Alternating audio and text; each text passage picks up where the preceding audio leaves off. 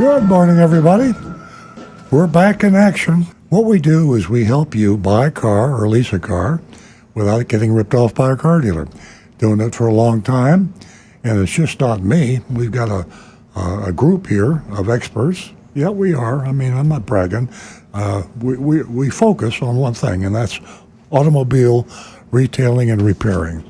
We get into the problem that the entire automotive world, mainly the United States, has with the system. The system is not a good one for channeling cars from the manufacturers to you, the consumer.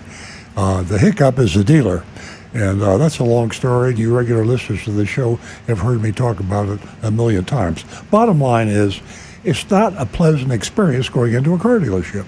I compare it to a root canal. It's worse than going to the dentist.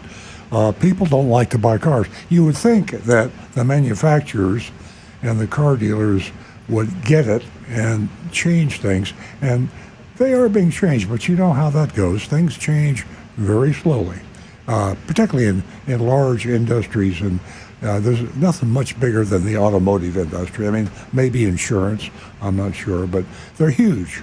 And a big ship, when it's on a course, takes a long time. You can swing the wheel over to the port side or the starboard side. It takes a while before these big ships can start to make the turn. I think the automotive industry is in the process of doing that. I like to think this show, Earl on Cars, has had some small part in doing that.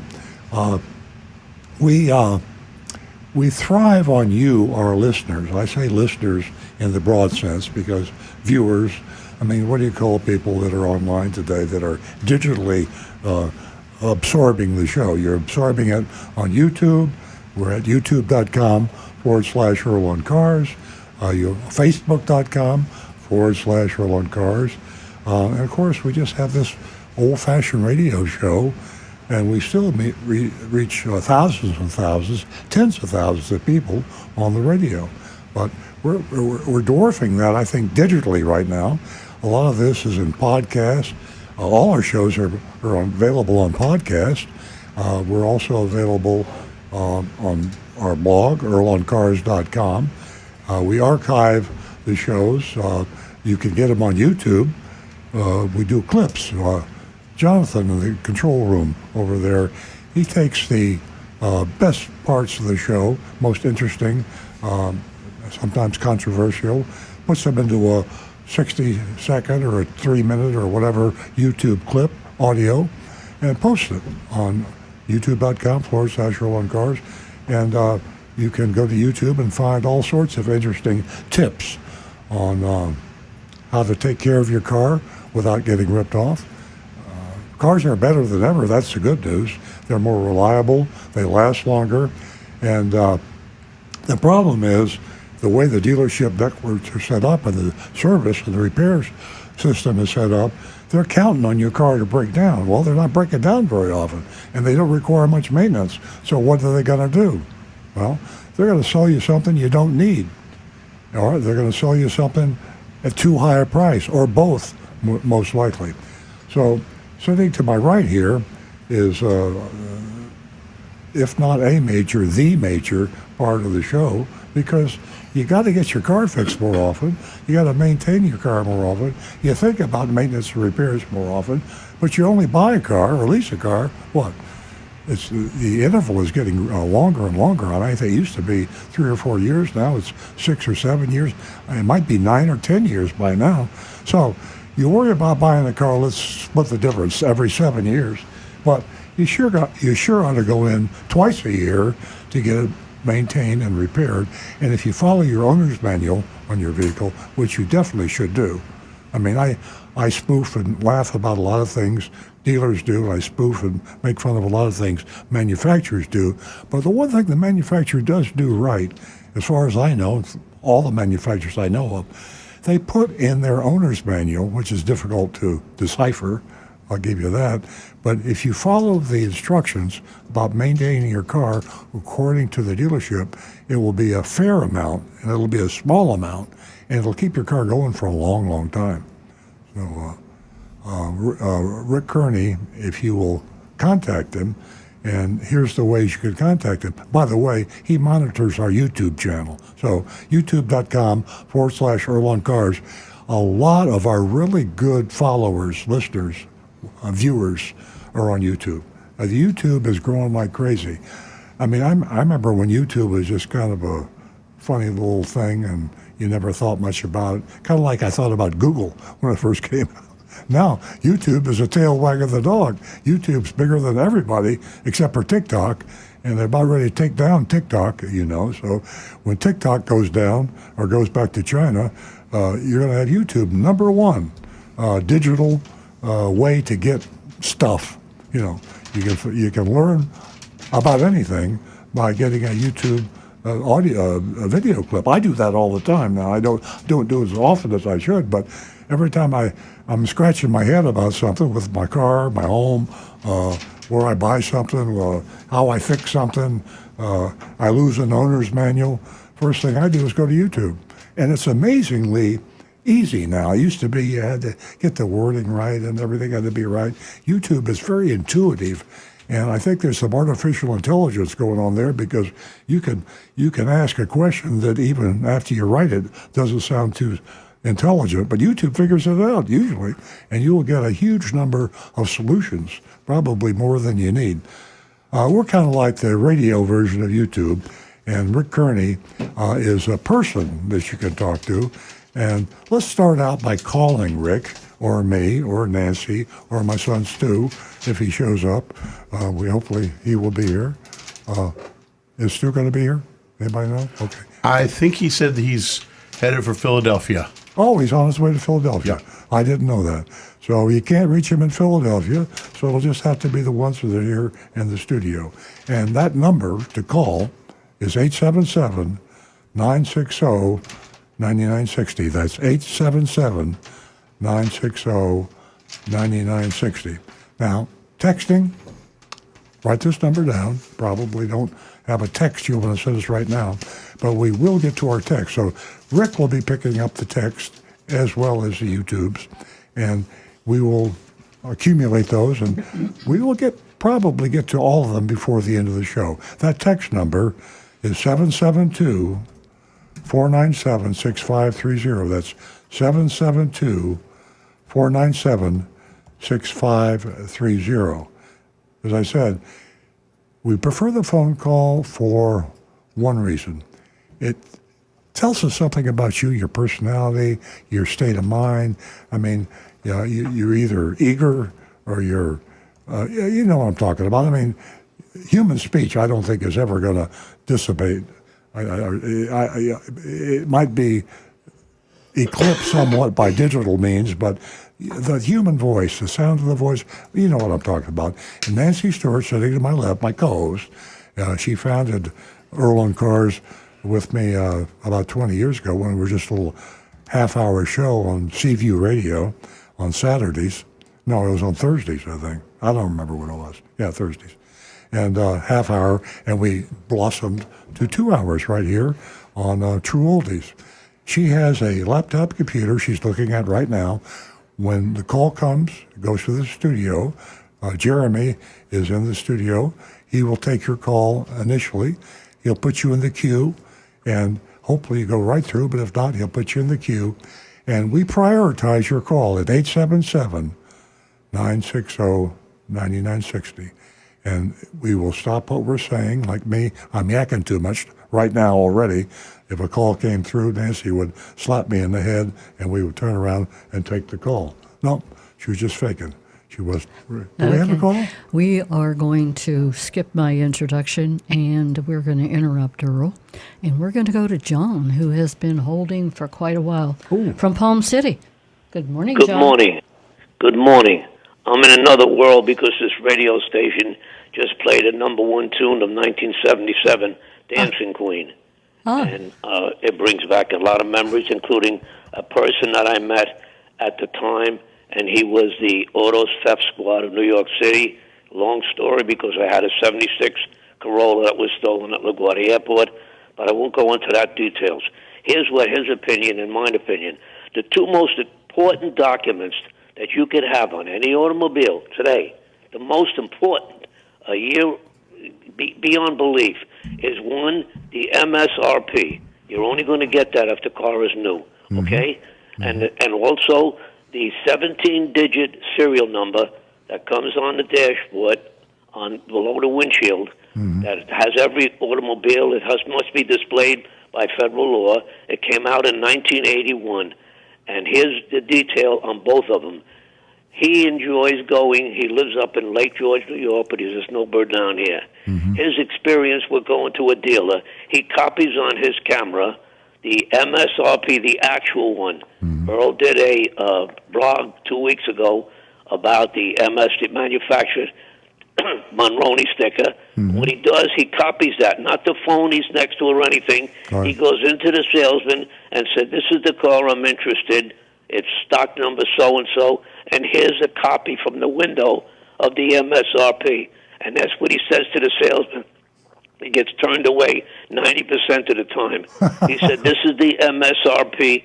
How much will you discount from that MSRP? Don't give me the nonsense about add-ons. Don't give me the nonsense. I'm going to the Motor Vehicle Bureau myself. I'll get the tax and title, and I'll pay that." And guess what? 90-some-odd%, they will walk away. They will not talk to him. Yeah. And we all know what the situation is. Yeah. And then let me tell you the importance of, especially on a used car, of the 17-digit serial number. Each, and I won't go into the detail, the American, whoever manufactured it has a symbol. Japan, J, or every symbol, including the one in the middle, has even the plant that the car was made. Yeah. Your insurance company knows what engine is in the car. And of the 17 digits, I think one or two of them are kept perfectly secret. You don't know what they are because that's for the law enforcement. And also, that serial number, just the latest Consumer Reports tell you about etching. You're wasting your money completely because these numbers are many places on the automobile, places that we don't even know about. So you're wasting your money completely when they're charging you $2,000 or $3,000 for edging of your windows. But Yeah. I just want to point out the importance of both of these items that I mentioned, the MSRP and the 17-digit serial number, which is a birth certificate, actually, of that car. It must always be displayed. By the way, the two rivets he told me that hold it on, you can't duplicate them. Only the manufacturers supply that digit. So on the stolen cars or anything, if they're removed, they can tell right away just by the digits. I mean, they're rivets. So I just thought mention the two major items on any automobile, on a new one with the MSRP, and on any automobile with the 17-digit serial number. Great information, John. I tell you, I can see where your friend is getting thrown out of a lot of car dealerships because they don't like an informed shopper like that. What I do, if I were your friend, I try to use that information online. They're enlightened dealers, not many of them, but they're coming online and they're coming aboard and they're out there. He can cover 25 car dealerships online in the time it takes him to do one car dealership by foot, by driving in and going through the process with a manager or the salesman. He saves a lot of time. But that's great information. The VIN is one of the best kept secrets. That's the vehicle, the serial number. VIN, they commonly refer to it as vehicle identification number. And that is loaded with information. And most people don't even know that. You could go to Google and put a VIN number in and get the information that usually only the dealer said. I didn't know. I'm a dealer. I didn't even know there were two secret numbers. I gotta check that out. So this is only for law enforcement, John? Yes. It's not known. I don't think even like Rick would know what those symbols are. Incidentally, I want a question for Rick.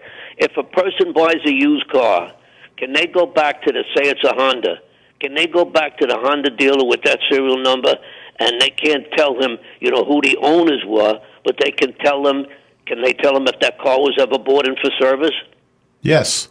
As a matter of fact, if you run a Carfax on it, that will also include 99% of that service information.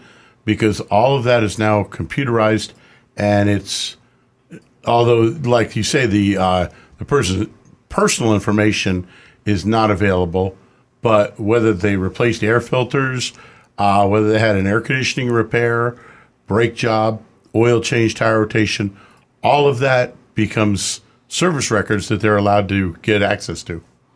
Well, that's good information, especially buying a used car. Besides the Carfax, you can go further with investigation on it. Well, I'll it tell you also what, makes it helpful in such cases. You bought a used car, the battery dies, you go back to the dealership and find out, hey, the previous owner just put that battery in 8 months ago, and that dealer will usually say, hey, that battery's under a 1-year full warranty, so here's a new battery for free. Wow, that's valuable information. I'll talk- Incidentally, he told me Ring came out now. The Ring doorbell, brand new. It's just announced. He doesn't know the full details on it. You can buy from them a Ring that you install somewhere on the car, and it follows your car. So if it's stolen or anything, it can be monitored with this Ring. It's brand new. It just came out. I don't know. He doesn't know much details about it. Kind of like a low jack system. Yeah, exactly. Hey, John, talking about valuable, we can't thank you enough for the valuable information that you share with us. You probably can't imagine how many people just did not know what you just shared this morning on the serial number, on so many numbers. Everyone says, why are there so many numbers? You just explained it all. And we thank you for that. And we thank you for calling the show every week. My pleasure. We have a great mystery shop coming up, so you stick around. Great. I'll pay attention. Yes. Thank you, guys. Thanks, John. Have a great weekend. We're going to go to Bill in New York. Bill is a regular caller. Good morning, Bill. Good morning. I have a question for Earl. Okay. What is the Lexus equivalent of the Toyota RAV4? What is the what of the RAV4? The Lexus equivalent would be the, I Lexus, believe it's the 200 NX, is about the same level as the RAV4. Okay. Thank you. That's the only question I have for you. I want to thank you for your show, and I really appreciate it. Yeah, Bill, that was a really good question, and I didn't know the answer. I'm glad Rick did. I encourage people out there when they're buying any car. A lot of the manufacturers have two divisions, and they build pretty much the same car in both divisions, but they label one of them their luxury and the other one their low price spread, if you know what I mean. Like Honda has the Acura and it has the Honda. And the Chevrolet, or General Motors has Chevrolets and they have Cadillacs. Nissan has a Nissan and the Infiniti. And you'd be surprised, not only can you service and maintain your car if you buy the luxury car, say you buy an Infiniti, take it to a Nissan dealer. They have technicians that are trained to fix the car because they're basically the same car. Toyota dealers can fix Lexus a lot cheaper than a Lexus dealer will charge you for repairs or maintenance. So and you can even buy the car. I mean, if you buy a Lexus, you're going to pay for the name. If you buy an Acura, you buy a Cadillac, you buy an Infiniti, you're paying for the name. The actual vehicle under the skin, transmission, engine, and all the other important stuff, navigation, electronics, are pretty much identical between the luxury version and the non-luxury version. So I'm really glad you asked that question, Bill. Right, that's good to know. Thank you very much, and have a great weekend. Same to you, Thanks, my friend. Bill. It's nice to hear from you again. Ladies and gentlemen, I want to give you a website that you might want to jot down. We've talked about it before, and it's how you can check on Florida car dealers that are breaking the law. And you can do that by going to www.floridalawprotectingcarbuyers.com. Jot that down. You may need it today. You may need it in the future. It really is a great read, and it will definitely guide you in the right direction. Also, this morning, I have to mention that the ladies can win themselves $50 this morning. Two female callers, new female callers, can win themselves $50. And did you know that women, well, they're responsible for purchasing 54% of cars. Yeah, of the cars out there in the in the United States, and they influence 84% of all vehicle purchases. So, ladies, give us a call. Share your experience. How did it go? Whether you leased, whether you purchased, whether you had service, anything at all, or if you just want to say hello. 877-960-9960, or you can text us at 772-497-6530. Now back to the recovering car dealer. We haven't given out our anonymous feedback, and I can monitor that. I don't know if I don't think Rick can, and Stu's not here. So we have a special way you contact us for you new listeners. You regulars know I've given this information out a lot. It's a URL. It's a website. YourAnonymousFeedback.com. YourAnonymous feedback. This is the way it's spelled. FEEDBACK.com. YourAnonymousFeedback.com. Now, when you go there, you enter a question, comment, criticism, any communication you want. And I don't know where you are, who you are. I can't find you.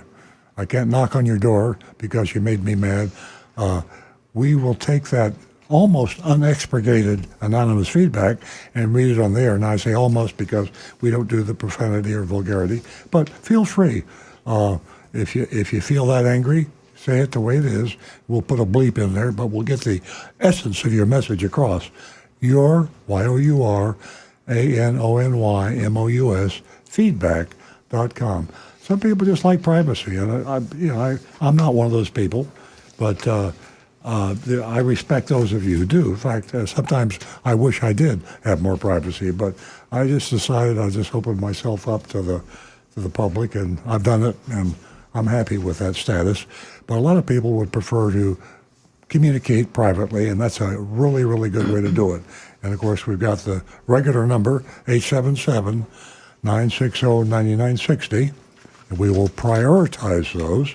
Nancy will stop whoever's yakking, probably me, and say, we have a caller, 877-960-9960, or text us at 772-497-6530. And I know you YouTubers out there are probably YouTubing as we speak, because we always have more YouTube comments than anything. YouTube.com/Earl on Cars, and which used to be, I thought, the really high tech, interesting thing. Facebook. I was really excited when I figured out Facebook. Now it's just for old people. I mean, the younger people don't use Facebook, and it's dropped out of usage. It's way down at the bottom, way below most everything. But we still have Facebook. I like Facebook. We still use it. Facebook.com/Earl on Cars. We got a caller. We are going to go to Howard, who gives us a call every week from Jupiter. Good morning, Howard.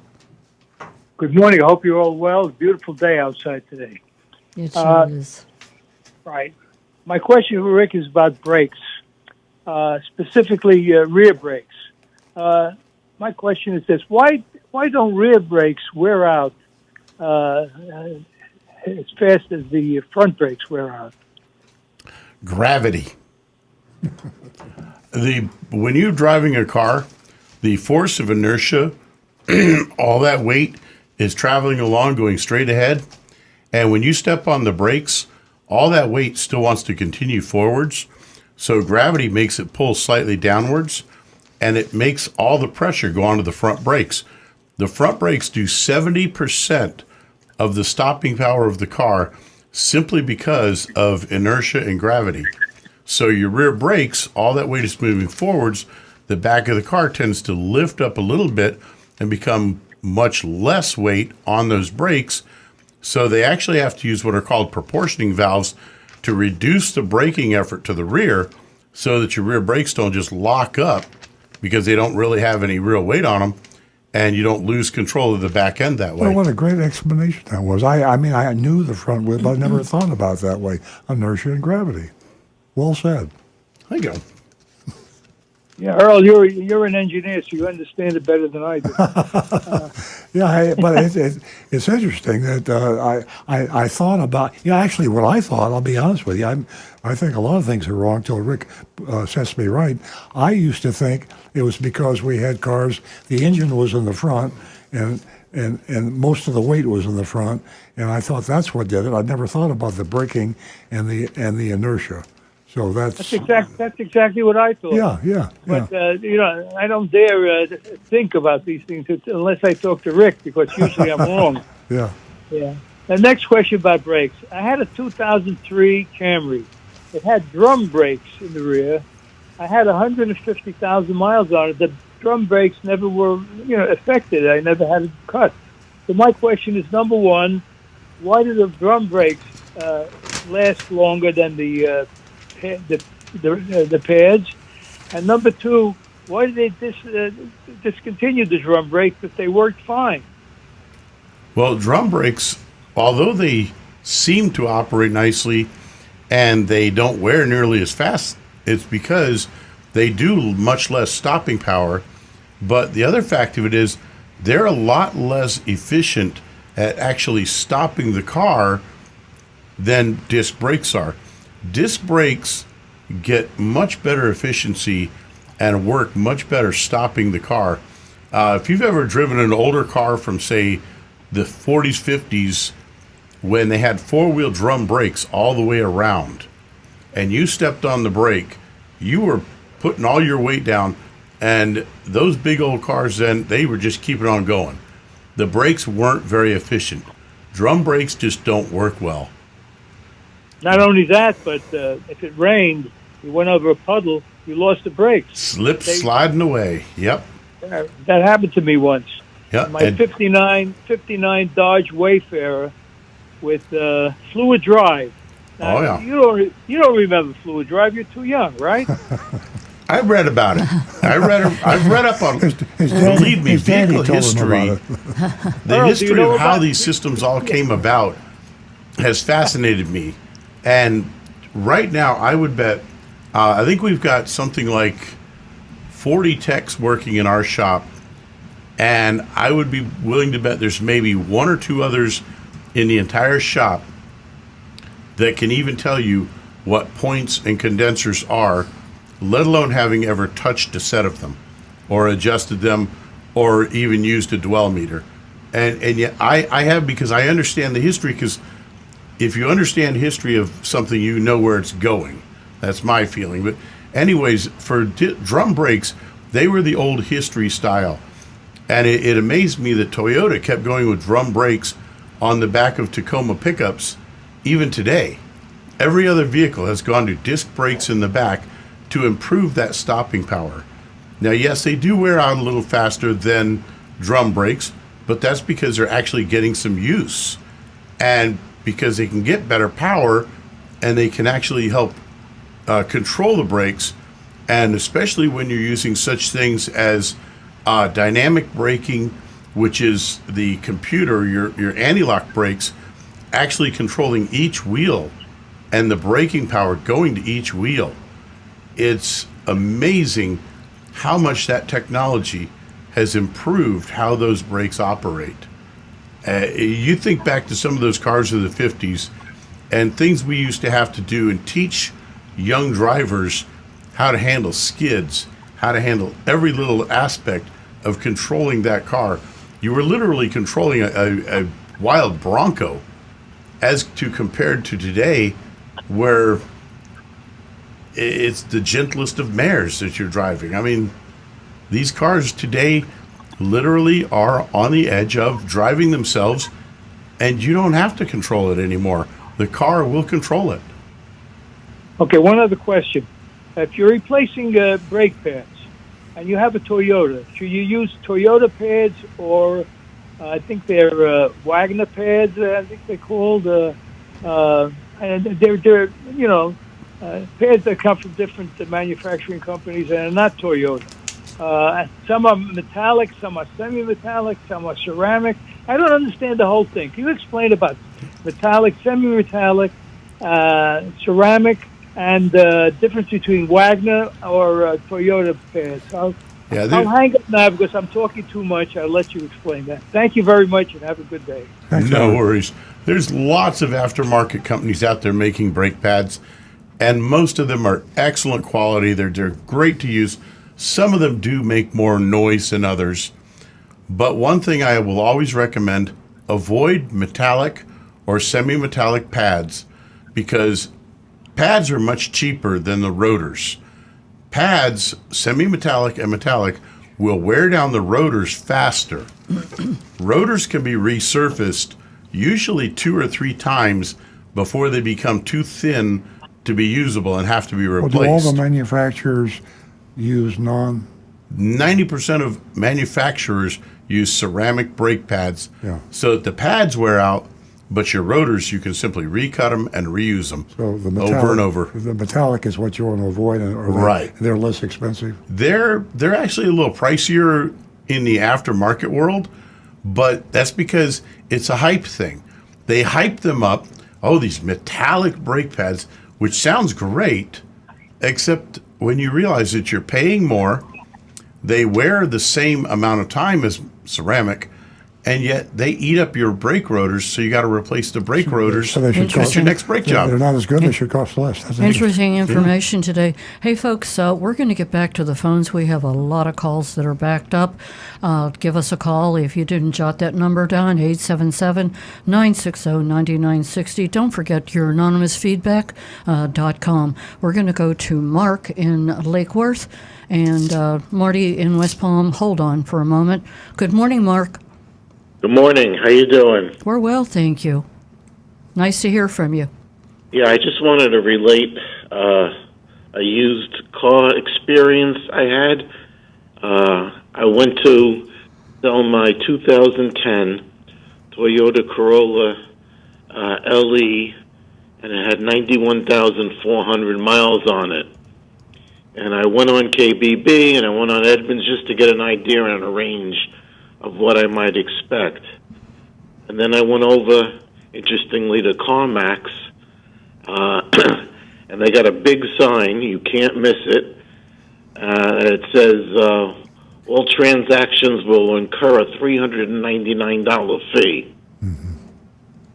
So in the used car market, it's there too now. Yeah, they've raised their dealer fee. I think they were lower, but they're joining the rat race, and although that is still much lower than all the other dealer fees, it's still a lot more than they used to charge. But like I said, the sign is there, and it's, real big. You can't miss it. So I gave the guy the car keys, and they drove it around and looked at it and back and forth. And I'm the original owner, and I take good care of it. I had the maintenance records to show. All right, we'll give you $5,400. And I said, that includes the $399? No, we got to take off $399, so it's really $5,000. Oh, I didn't realize what you said. So not only do they charge their dealer fee when they sell you a car, they charge you again when they buy your car? Yep, that's what the guy told me. Yeah, you hear me say week after week, I learn more from my callers than they learn from me. I'm learning from Rick. I'm learning from you. I didn't know that. That's unconscionable. I mean, if you're going to charge a dealer fee when you sell a car, I've never heard of charging a dealer fee when you buy a car. Mark, did you say it was $399? Yeah. Gosh. Yeah. I said, that's a lot of money to do paperwork. Well, it is, yeah, and it misleads you. I mean, if you call CarMax and you say, how much will you pay me for the car, they're going to give you a price, but it's another $400. They're charging the dealer fee when they buy your car. Thanks so much for the information. That's their language. Yeah. We're sitting here, we're shaking our heads, looking at each other.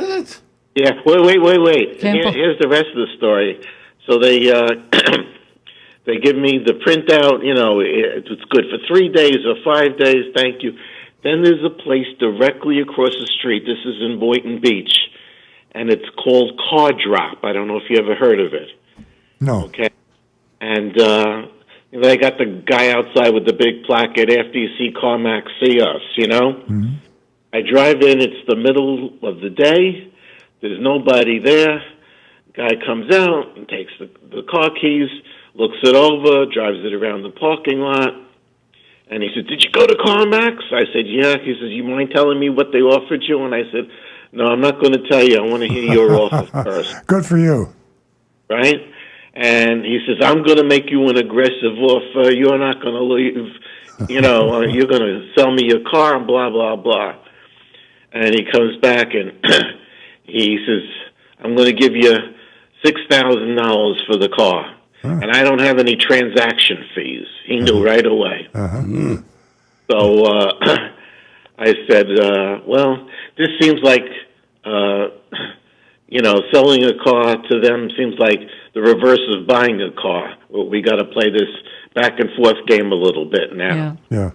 So the guy says to me, and I'm looking, and he gives me this whole printed thing about their offer, and there's font at the bottom, and it's not size 10, 11, or 12. It's like 14 or 15. And it says, "If you make the deal today, we will give you an extra $100. Okay? So I'm at $6,100, and I take out my phone calculator, and I'm playing around with it. And he says, "No, you look like you're hesitating. I don't want you to leave. I'll give you another $100. Okay? I said, "All right, That's worth your time. You should have stayed there for a few hours. You don't never know. Yeah, I'm telling you, it's like sitting in a car dealer, the reverse where you say, "Hey, I don't have the right price. Come on, honey, let's go." You should have got out your calculator, your iPad, and just sat there and just did some back and forth. I don't know, text one of your friends or something just to get. Did you sell it, Mark? Wait. So I said to him, "Okay, so we're at 63." I said to him, "All right, make it 64, and we have a deal." And he said, "No, I can't. I'll meet you in the middle." So I sold it for $63.50. Wow, that's a very, very great negotiator, Yeah, Mark. great That's a great negotiator. story. What's the name of that place again? Right next to CarMax in Boynton? Car Drop. CARDROP, right across the street. Yeah, that's a great location. I'm sure they thought long and hard before they bought that property there. I think there's some other. It's been a long time. Nancy and I were there a few years ago, and there were a lot of little places around there. But what a great location! CarMax, they advertise like crazy, and so you get every time you go to CarMax, you go past this company and the others in that area, and CarMax. They have a computer software program. They don't appraise cars like anybody else.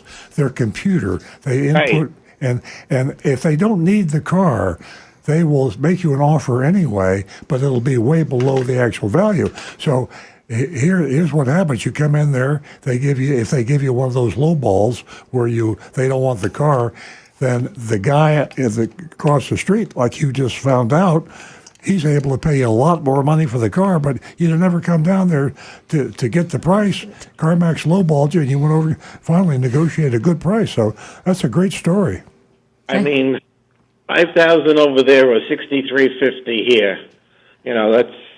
I mean, this is the first time I've done something like this. In all my life, I've always sold privately. But I said, I'm getting too old for this nonsense of people showing up, not showing up. Mm-hmm. Get me wrong. Disadvantage. And then they want to beat you up on every little thing. They want to knock money off it. It used to be the way to go, but not anymore. Yeah, I mean, and then today, I don't know. They don't like somebody's carrying a gun or a weapon. I just, It's all part of the world going sideways, Mark. Yeah. Mark, we can't thank you enough for the information you shared with us. You've really made our morning. Thank you so much. I got to jump off. We got a bunch of callers. Okay. Have All a right. You have have a a good wonderful week. weekend, and please give us a call again. Will do. Bye-bye. Bye bye. We are going to go to Marty in West Palm Beach. Hi, good morning. Hey, Marty. Welcome, Marty. I got a question for Rick. On the blind spot monitor on Toyotas, when you put your turning signal on, if a guy's in your blind spot, it'll flash on the mirror, but there won't be an audible sound. Is there any way to make that audible? And I heard even on the 23s, it's not audible. If the turn signal is on, I think it means you should be looking at the mirror so that you're seeing it. So they're expecting you. I don't think there's a way to reactivate that audio. I'd have to look into that. That's not standard. You'd have to do a special modification. Yeah, that's probably going to be listed in our customizable features. If you stop in at a dealership and just tell them you want them to adjust that, they should be able to do that pretty quickly for you.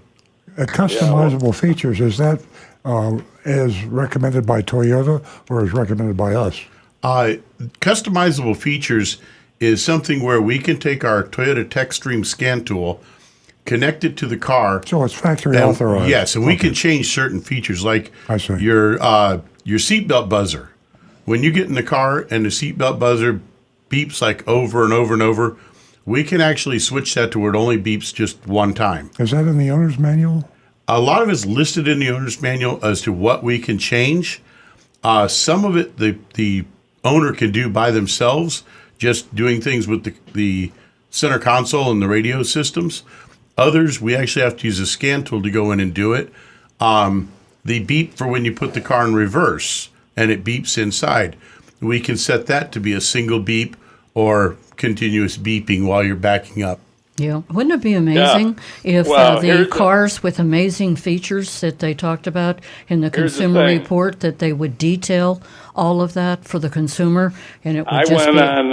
automatic. I went on Google and I asked about the audible, and it said no. Toyota does not have that audible. Now that you obviously work on Toyotas, but Google said no. Now I got to. I mean, obviously, when my car finally gets here, I'm going to ask if you can do it. I mean, I've got a 20 now Camry, which like I say, it blinks. If you put on the left turn signal, Right. the mirror, it will blink, but there's no audible. On my wife's CRV, if you turn it on, there's an audible. So it blinks and it's also audible. So the other thing is, it's like when you get in your car and you have your air conditioning going and it's loud and everything, you can't turn up the volume on some of these, like rear cross traffic alert or stuff like that. There's no way to make it louder. Some there is, and the only way really to check is each individual model has a lot of different features that can be adjusted. Okay. And the only way to do it is that we actually hook in our scan tool and we go right through the list. You can actually sit in the car with a technician, usually, at least at our shop, and say, yeah, turn that one on, turn that one off, turn that one on, turn that one off. Okay. Now, do you charge for that? We normally do get a half-hour labor, because the technician's time where he has to hook the scan tool up and sit there adjusting each one with you to get, to customize your vehicle to what you want it to do. But like I say, if you just want an audible on the rear cross traffic alert, so it'll take about a half hour. Yeah. Okay. All Okay, right. Marty. When the car shows up, I'll bring it in there and see if you can do it. We're looking forward to seeing Excellent. you. Got to jump off. I have another call. Have a great weekend. We're going to talk to Mike in West Palm Beach. Good morning, Mike. Good morning. I want to first compliment Rick because I bought a Hyundai, a 2018, in around 21 or 22, and it had 12,000 miles on it. I bought it from Earl Stewart, and I'm going to tell you, it's the best car I ever owned in my life. I'm really, really happy with it. I passed it on as a wedding present to my daughter. But in any case, I didn't have to put anything into that car. I went from 18,000 miles to 39,000 miles, and everything was perfect in that car. I was really, really happy. The dealer's Carfax on it was a one owner, never leased. So I was complimenting him on that. But I do have some What model Hyundai is it, Mike? It was the Sonata. A Sonata, the yeah. silver one. Yeah, what a great car that is. And they've had it now for years, and it's just been really, really good for them. So I'm really happy about how sharp you people are over at Earl Stewart. I got to tell you, I've worked for Earl for 28 years now as a Toyota technician. 28 years, and I'm one of those you take the word racist and you switch a couple letters, it's carist, and that's me. I would never consider another vehicle except a Toyota. My family members quickly found out that if they didn't own a Toyota, don't ask me, I wasn't going to work on it. And yet the Hyundai has come so far that I literally have almost considered trading my Tacoma and buying a Hyundai Santa Fe, there that new SUV-looking pickup thing they have. It's gorgeous. I mean, they've got some style and they've got quality, and it's like, wow. Mike, I just looked at consumer. Conservatively, 41 miles per gallon on the highway if you're really watching what you're doing, okay? Around town, 22, 25, something like that. I mean, they're a great, great car, really. Yeah. They're awesome. But let me get to my questions before we run out of time. I got 3 questions for you. What do you call this dashboard screen on my 2014 ATS Cadillac that I have? They usually call that the center display. Every manufacturer has their own name. I know, but what I'm saying is I cannot find it on Rock Auto because I got to replace it. It doesn't work anymore.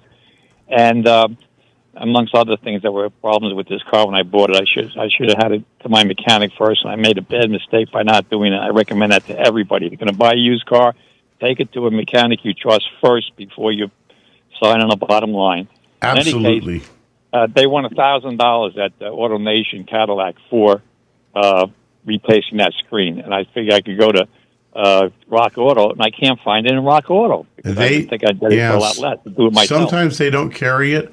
You might check on eBay. Okay. A lot of companies that do what's called like LKQ, which is they're a car. I don't want to call them a junkyard anymore. They're a recycling center. They take the old busted up cars.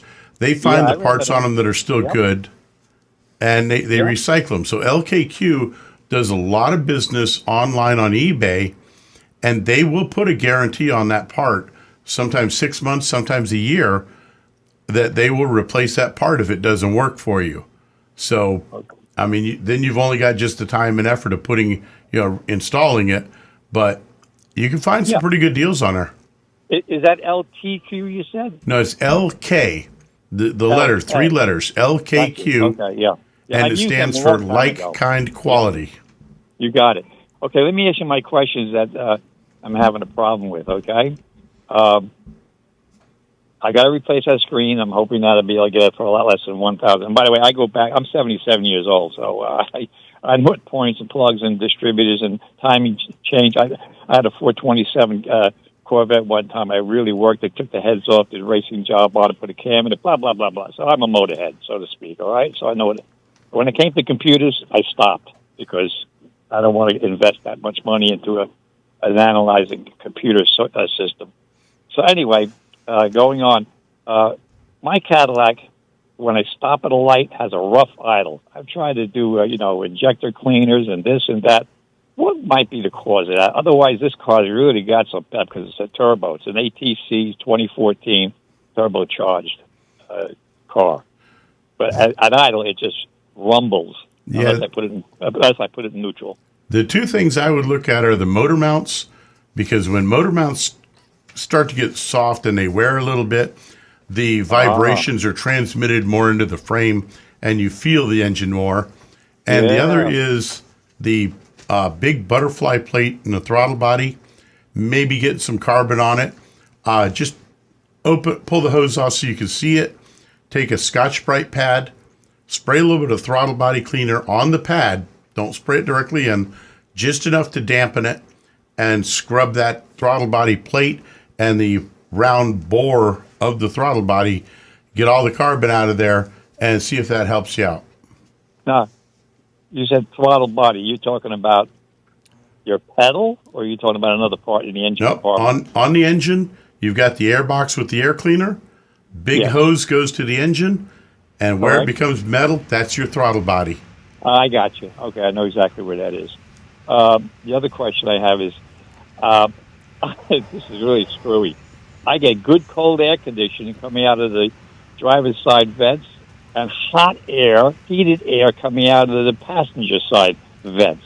I was told that you got to charge your air conditioner. That doesn't make any sense to me at all, because I'm getting nice cold air out of the driver's side.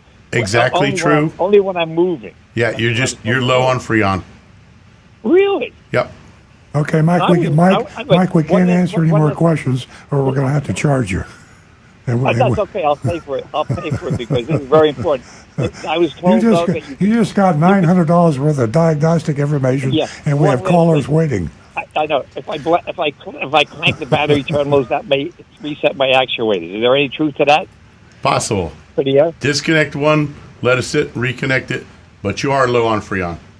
So I shouldn't clank them. I should just reset. Okay. Thank you. Absolutely. Mike, it was nice speaking to you. That was $1,200 worth, by the way. Absolutely. We'll send them a bill. We're going to move send on. you a bill.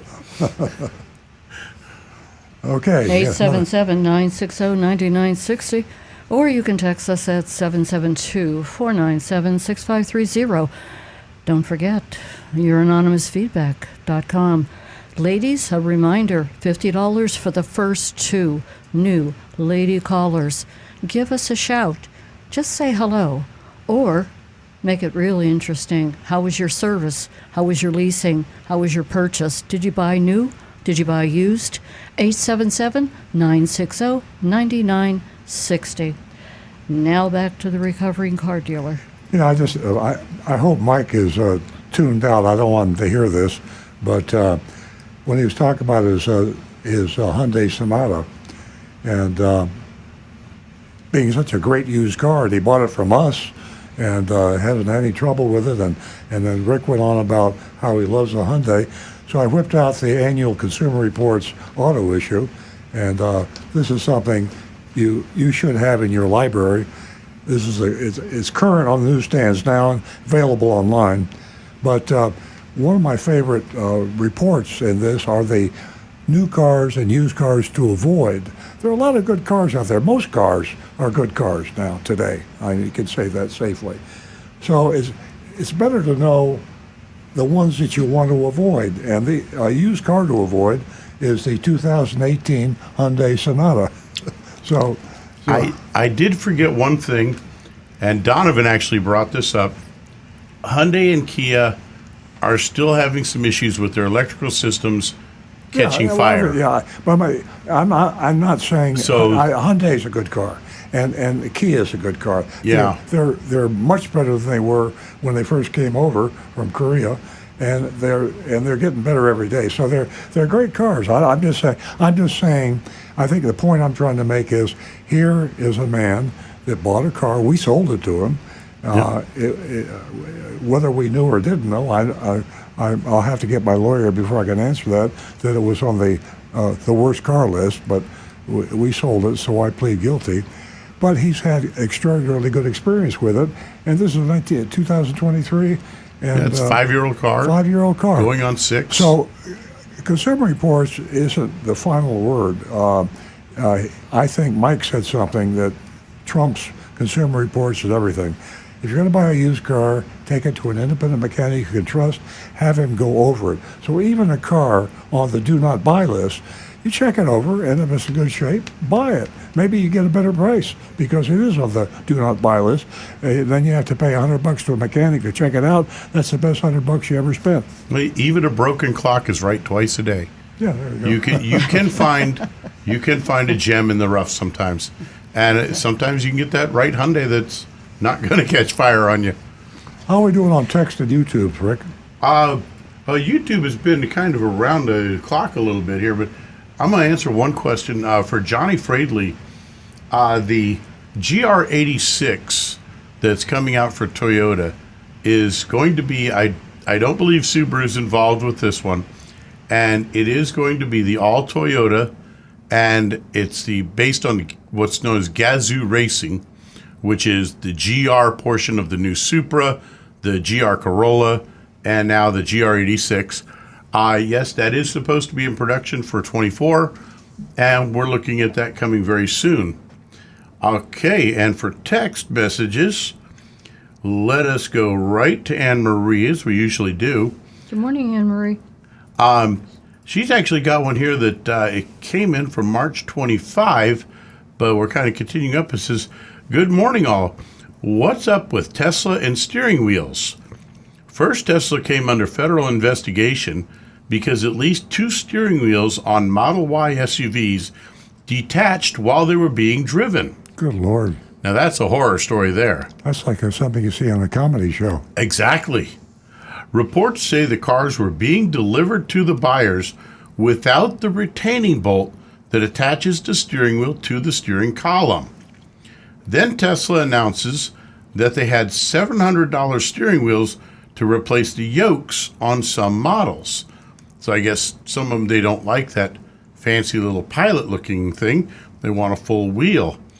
Apparently, there's lots of Tesla owners who dislike the yoke because the replacement steering wheels sold out in a week at $700 a pop. Tesla has been a leader in technological advances for years. Why are they now goofing up on something as basic as steering wheels?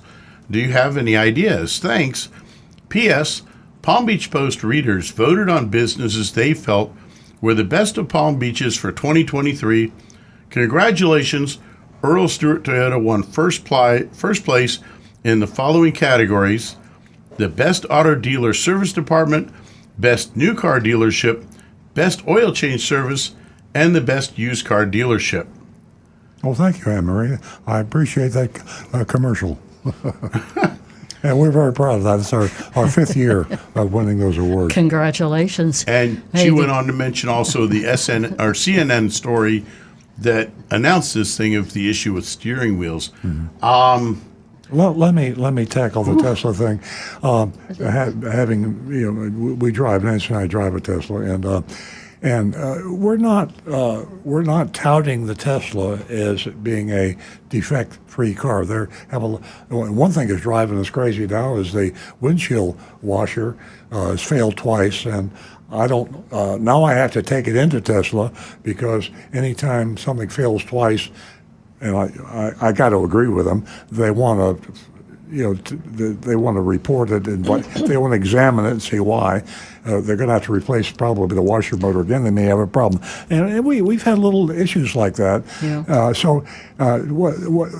What's extraordinary about Tesla is the technology and the fit and finish, we used to call it the old days, leave a lot to be desired. Every time I close a door on the Tesla, it worries me because it doesn't sound like it closed all the way, but it does, and that's partly the composite material they use and the light.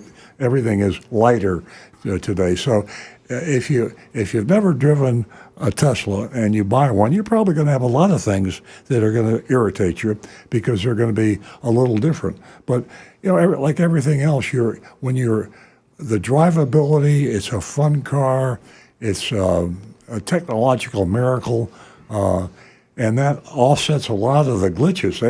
I can tell you right now.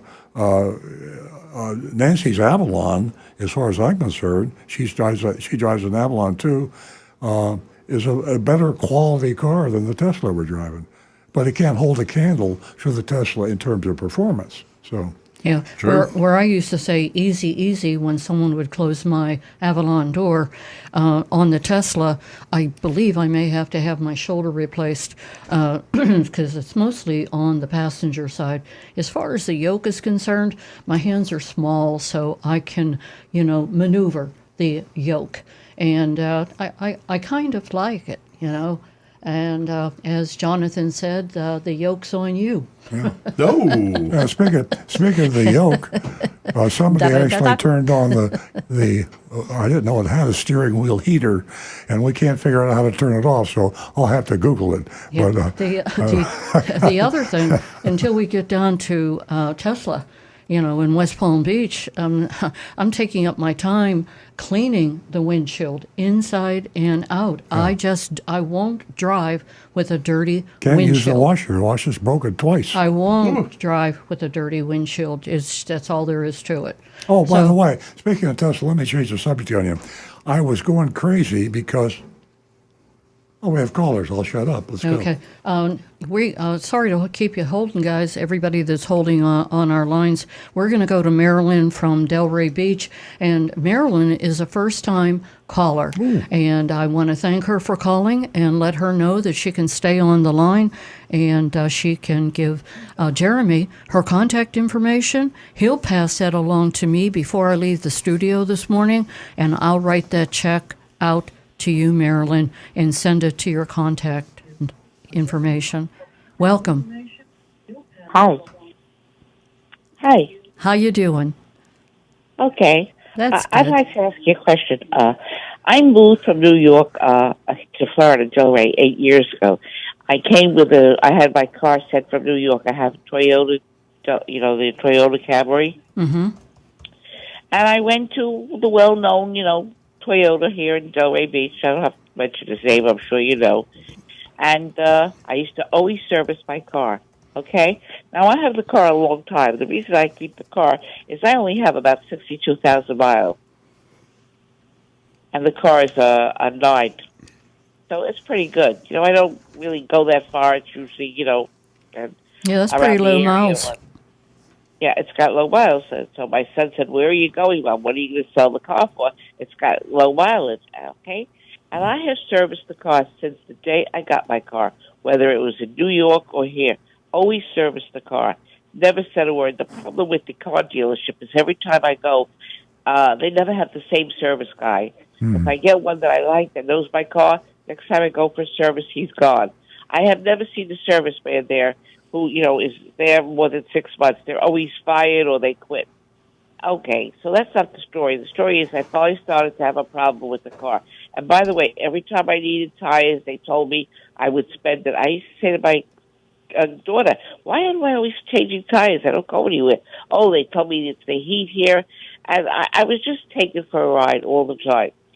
Anyway, about 2 years ago, I had a problem with the car.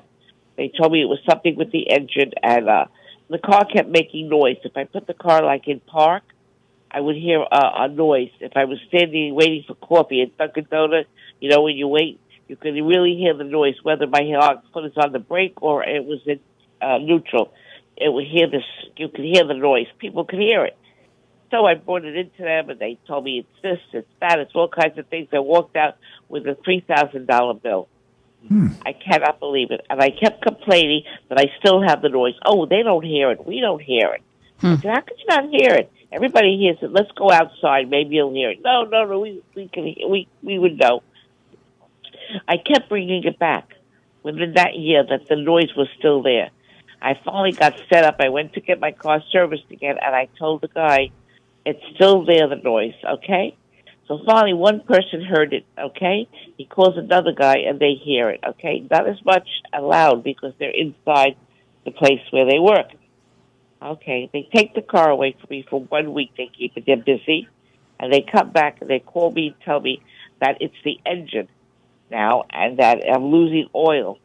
And I have to get a new engine, which would be about $4,000. Oh, my. Crazy? And I swear to God, this is the service manager came out also. I said, "Are you crazy?" So I called my son in New York, and he gets a hold of them on the phone. He said, "No, don't do anything. Just leave it alone. Let her drive the car out, okay?" And I drive the car out. He said, Mom, don't go near them anymore. Go check the oil on yourself. See how it is. Because they told me I'm going to lose all my oil. It's going to ruin me. I'm going to have no car. It's already now a year. My oil is fine. I still have that noise when I keep it in, neutral. But if I step down heavy on the brake, the noise stops. Like if I'm at a light and I press down heavier on the brake, the noise stops. But if I'm light and I'm just, waiting, and I keep the car neutral, you'll hear that engine. You know what I'm saying? You hear like a noise in the car. Yeah, Rick, what do you think that noise might be? I think you stirred Rick's interest, Marilyn, and I think he can answer your question. Okay. It actually is one of those things I would need to hear it myself. But the technicians there are not doing you any favors, because the first thing they should have done, if they couldn't hear it, they should have said, bring the customer with the car. Let's go for a drive. Let me hear this noise. Right. And have you directly pointed out to the tech. But you can't diagnose it just from this. The noise is only when I'm in park. Or when I'm waiting for, it's not when I'm driving. Yeah, Marilyn. If I stop for a light or if I stop at Dunkin' Donuts to get coffee, you can't not hear it. Yeah, this is something I'd have to hear it for myself, but I guarantee we can find it, but I would just have to hear it myself. Marilyn, it seems to me you've invested too much time already with this dealer, and I recommend that you find another either independent mechanic or another Toyota dealer in the area. It always, going back to the same dealer when you get this kind of treatment is not a good idea. I think you should maybe ask some of your friends that have have a new mechanic to go to a private. I'm going to test it out. But that's not bothering me. Yeah. It's bothering me that after so many years of doing business with them, Yeah. they try to rip me off. Yeah. And never missing it. I'm disgusted. Yeah. Yeah. No excuse for it. Marilyn, where are you located? Delray. Delray Beach. And I'm not, Wow. you know who I use. I don't have to make it up. It's right on here on, Delray Beach is one of the most well-known. And this is what I have. Yeah. Obviously, something's wrong because he can't keep his men that work for him. Well, he's gone, but they can't keep the people that work for them. Yeah. Yeah, it gets you pretty heated. Marilyn, I agree with Earl. It's time to move on and either go to a mechanic, Private. Or if you so wish, go to another Toyota dealership. But these people down in Delray, I'd forget about it. Yeah. That's the only thing I can do. I'm using the car the way it is. And I'll see. I'm going to buy a new car. Look for a new car now, but I'll definitely not go there. Yeah. I happen to love the Toyota. It's a great driving car, and Yeah. I love it. I hate giving it up because it is a great, comfortable drive. And believe it or not, I don't know what the 209 has, but everybody comes near me. They want to buy the car. Yeah. If I go to wash the car, I guess they want the part. I bet. That's a great car that you're driving. And it's definitely worth you moving on and checking out what is wrong. Marilyn, please don't forget to stay on the line to collect, the $50 from me. Jeremy will get your information, and I'll send it out to you.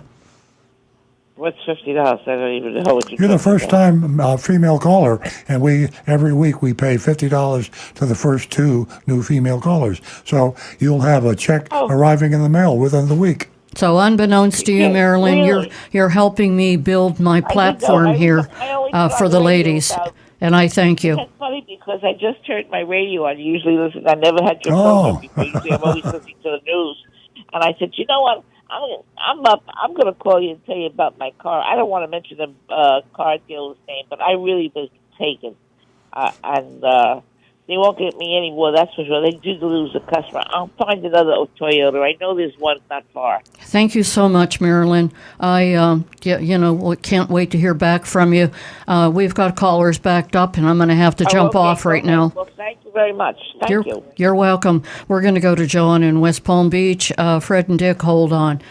Good morning, John. Good morning. Which John is it? You got a bunch of them. Is it me? Yeah, we sure do. I'll get to you later. I'll get to you later with their last names. We hear you, John. Okay, very good. Hey, I just wanted to get clarification on the article about the steering wheels coming off on the Teslas. Mm-hmm. Did the article say that these were new vehicles being delivered to the customers. Yes, and, I think so. I think they were talking about the Model Y. Yeah, and it doesn't matter which. These cars weren't even on the road yet. It's just quality control missed the bolt on the two steering wheels. Because I would have had a different concern if the customer had taken the car and it came off while they were driving. Well, But I it think sounds they like did take the car, John. I don't know that all of them came off, but I think that there was some sort of defect where some of them apparently either almost came off or would have come off. But whenever they see a defect like that, they bring back all the models to correct it. It gets your attention, John. Have you ever lost your steering wheel? No. And we Okay, had, here's a true story, John. Hey, John. Me, Nancy Stewart, I lost my steering wheel in my Mazda about 36 years ago, and it is a feeling you would never ever forget. I hit a pole. It's frightening. So we've really gotten, this news has really gotten Tesla's attention, and it is well deserved. Hey, John, I'm quoting directly from the CNN website with this story. Federal safety regulators are investigating Tesla's Model Y SUV after at least 2 instances in which owners said their steering wheels became detached while the vehicle was being driven. Okay. The owners. Very good. The NHTSA is looking into the 23 model year. It said in the 2 instances in which the steering wheel came off, the cars were delivered to buyers without the retaining bolt that attaches the wheel to the steering column. The report did not say if there were accidents or injuries, but according to CNN, the cars were being driven by the owners at the time when the wheel came off. Thanks, Rick. Okay, good. So, all right. So I heard it incorrectly, but now the most important reason why I called is Rick, I owe you an apology for last week. Last week, I had made a comment about the younger people, those born in the 90s that may not be able to work on older cars, and that's an assumption I made, and I just want to apologize that I know you guys are knowledgeable, and I know that you're able to fix things. And my comment last week after I had listened and thought about it, saying, man, I hope I didn't insult them because they were young and they didn't know which way they were going as far as the automotive industry and that. Well, no insult. John, what's great about the show is that everyone has an opinion and they're entitled to it, and we enjoyed your opinion. John, I'm going to have to run. I got to jump off. I got a bunch of calls backed up. Yep. Thank you. Have a great weekend. Okay, Fred, thank you so much for holding on. Fred's calling us from Palm Beach Gardens. And Dick, I hope that you have more patience. We'll get right with you. Good morning, Fred. Good morning, guys and girls. How's everybody? Great. Great. Nice to hear from you. Okay, I've called once before. I listen to the show every week. So just a couple of things, really no questions, just observations. So when we drive on North Lake going north and we go to the beach, there's a big sign that has a beautiful picture of some guy by the name of Earl Stewart. Man, you don't look 82 years old in that picture, buddy. Well, that is incredible. The picture was taken a long time ago. I'm afraid to put my current picture up. You know why, Fred? Because he looks better now than he did then. Oh, you're prejudiced. And you can stop by the dealership and you can check it out and you can agree or disagree. That's what's also great about the show. Earl's come a long way. He's getting younger and younger and younger. I'm going to throw him out. You, Nancy. Well, that's good to you, Nancy. Well, we do drive by there, and we'll be driving by there today because we go down US 1 when we go to the beach. So the other couple of things I have, even though I knew this because I'm pretty educated, and my wife called the show a few months ago. She worked in the car business in New York for 20 years, so nobody could pull anything over us. So my brother listens to the show also, and he had his service car. He needed his car serviced. I'm not going to give out the name of the dealership. Doesn't make a difference. And he was walking around the showroom, and just like you say, there was a sticker price on a car. It wasn't from the factory. It was not a factory sticker price.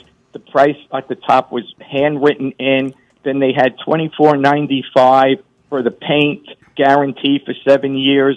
Then they had the thing with the tires for $5.95, and then they had a market adjustment for $2,000. So they were up in the price by close to $6,000. It was just a joke. Yeah. It's sad to hear. No, that's so common, unfortunately. South Florida is the worst of the worst. Los Angeles, Southern California used to be the worst, but Florida is outdoing them now, especially South Florida. From here, I say here, Palm Beach County, south to, I won't go as far as Key West, I'll just go through Miami, are some of the most deceptive, distrusting dealers, or to be distrusted dealers anywhere in the United States. It's just terrible. The average extra fees down, I've lost count. I used to say $1,000. Now it's probably thousands of dollars. It's a terrible place to have to buy a car. Yeah, and you can go over, Fred, to North Lake Boulevard, and you can pay a market adjustment. It's only $10,000.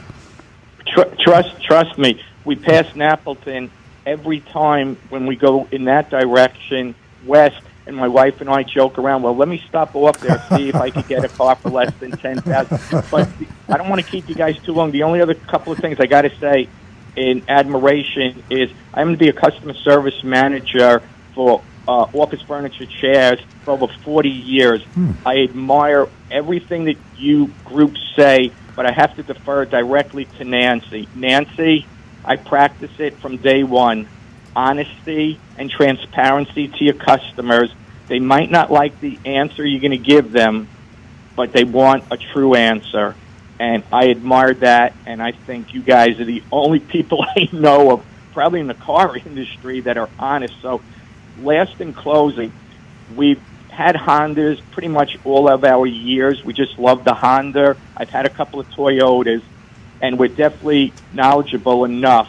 But I don't know if I really want to deal when the time comes for us to get a new car, of dealing with these people here, that good, bad, or indifferent, when the time comes, we are coming to Earl Stewart first and foremost to you guys. Thanks, Fred. Thanks so much, Fred. You know what makes us feel warm and fuzzy is the truth. It day in and day out, we just, we're steadfast, and the truth will set you free. Fred, if you want to buy and pay $10,000, I'm joking, this market... No, I'm being really bad right now. I just read that Napleton Auto Group, the duo, just bought 5 dealerships, and that's Paul Napleton and Danny Randolph, and they're out there in Wisconsin and Illinois, so their dealerships are all over the place, and so is the high prices. Fred, it was great talking to you. Same here. I'm going to pass the picture, and I'm going to wave to you, Earl. Thanks, Fred. Have a great day, Have a guys. good one. Listen to you next week. Bye-bye. Thank you. We're going to go to Dick, who's been holding, he's calling from Jupiter. Good morning, Dick.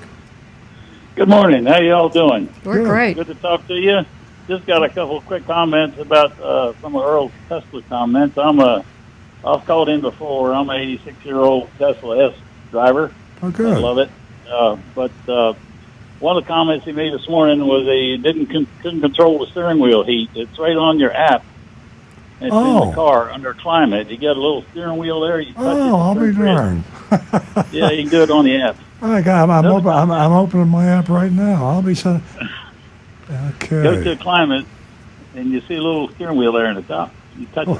Well, thank you. See, I don't really do this show to educate people. I do it so I get educated. I just thought I'd let you know. I've had more answers today on this show than I gave to the people that are listening to the show. That's not fair. I feel like I should need to reverse the process. Well, the other one is last week you talked about being you hit the full self-driving 4 times and they took you off the game. I think you're probably not putting the torque in. You got to turn that wheel just a little bit. You got to do that all the time. Just touch it. If you just put your hand on it, it don't work. or to mail you. Huh. By the way, Earl, Donovan had come in with information also on how to turn that steering wheel off. So I sent you that in a text message. Oh, thanks. Well, I we got love two Donovan. Thank you, Donovan. Donovan. I'm going to make a list of questions, and from now on, I'll just start the show and I'll ask the questions and let everybody help me. I mean, I got more questions than I have answers. One more on the Tesla, and that's the full self-driving thing. You just come out with a new update yesterday. I got mine up. And I tried it out already. It is much, much smoother. It's more like a real person, no jerks and whatnot. So if you get a chance to try it, it's improving markedly. It's still got a couple problems. Wow. Like 90-degree turns. You really can't see around the corner well enough like a person. But it's much, much smoother, and I'm using it, and it's great. So When I got in my car to come to the radio show this morning, and I had a little thing up on the display and another software download, and of course I scheduled it for tonight. I didn't want to wait for it to happen. It. But that's it's what a long one. Yeah. Oh, is it a long one? Long update. I found out. I don't know if you were listening, Dick, when I was talking about the autonomous driving and how I was trying autonomous driving without Nancy in the car because she is more intelligent than I am, and she realized it wasn't as good as it should be. So I got another strike. In other words, I had my hands on the wheel, but now I have 3 strikes, and 5 strikes, I lose my autonomous. I found out the other day, I went to the Tesla store in the Gardens Mall, and I asked them, I'm afraid to try autonomous because I thought I was doing everything right. They said, oh, new software change. They're watching your eyes. So apparently when you were driving, you weren't keeping your eyes on the road. Well, that's entirely possible. I mean, a good-looking babe may walk across the sidewalk. I mean, I'm a human being. I might have looked out. Nancy wasn't with me. Who knows? Nancy, don't kill him. Who knows what I was looking at? Give me a break. Now I know. Now, you were probably on Beach Road. I was with you, as I always am, and you were checking out the young girls who were wearing their thongs. Oh, busted. I'm busted. Bam, bam, bam. I wish the I'd Tesla never brought went up off. the subject. I'm sorry.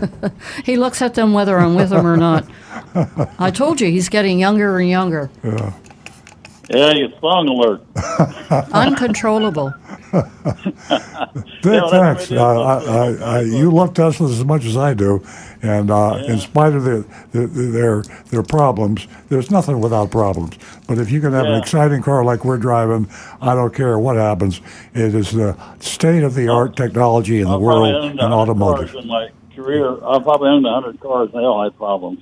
Yeah. It is pretty exciting. Last comment, my girlfriend has a Prius, and it's serviced by you guys. She just loves your service, so thanks. She has a what? She has a Prius that we serviced recently. Ah. Well, thanks, Good Dick. for I her. really appreciate the call. Enjoy your Tesla. Okay. You guys. Have a great weekend, Dick. 877-960-9960, or you can text us at 772-497-6530. Don't forget that you can read Earl's column in the Hometown News, the Florida Weekly, or you can go to Earl on Cars, and his latest column is pretty interesting, and it's the growth of new car inventories is bringing back competition, lower prices. So great read. Take advantage. Okay, guys, what do you got for me?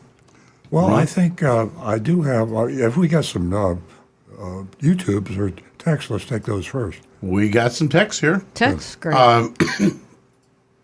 This one from Dwayne. Hi, Earl. I have a 2012 Toyota Camry XLS with 150,000 miles on it. I'm an infrequent driver and plan to have the car another 5 or 6 years. Beyond the normal owner's manual maintenance, is there anything you'd suggest I do to meet this goal? I live in the snow belt with salted roads and have an undercoat applied every year. Rick, you could answer that better than I can. My best suggestion is a car wash that does the underside wash and really works to get the salt off. I'm sure, obviously, you've already been using this. Find one of those to use during the winter and of course, good maintenance on the car, the exterior during the summertime, and a garage to keep it in. But a 12 with 150, you're already doing the right thing. I haven't lived up north in a long time, and I haven't, and I'm enjoying sunny South Florida immensely. But when I was up north, I know exactly, I envisioned what up north was, and that was, to me, in the 60s and 70s. So isn't the undercarriage of our cars now treated where they don't have that problem? Are you saying if I live in Buffalo, New York, and they're still putting salt on the roads, and people are driving the cars and they're rusting away the bottom of the cars? Well, the undercoating and the treating that they put underneath of them, eventually it's going to wear. And he's already on an 11-year-old car. You've been down here all your lives too, almost. I mean, yeah. So you're telling me that I don't hear any complaints from people that lived up north talking about rusting. I don't. When's the last time we had anybody complain about a rust? It's really rare, but that's because a lot of them, like I say, are using these car washes.